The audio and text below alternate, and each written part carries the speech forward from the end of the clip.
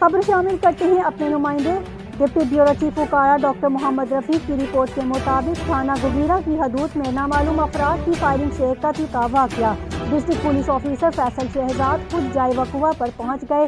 D P او نے مقتول کے ورثاء کو حوصلہ دیتے ہوئے کہا کہ ملزمان کو جلد گرفتار کر لیا جائے گا۔ علی صبح 2 نامعلوم ملزمان نے فائرنگ کرتے ہوئے دکان پر بیٹھے ہوئے منور علی کو قتل کر دیا۔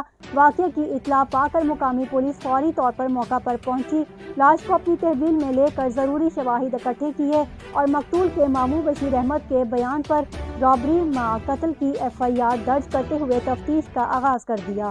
District police officer Faisal Shahzad نے واقعے کا نوٹس لیتے ہوئے ملزمان کی گرفتاری کے لیے DSP صدر سرکل اور DSP CIA کی سربراہی میں 2 الگ الگ ٹیمیں تشکیل دے دیں۔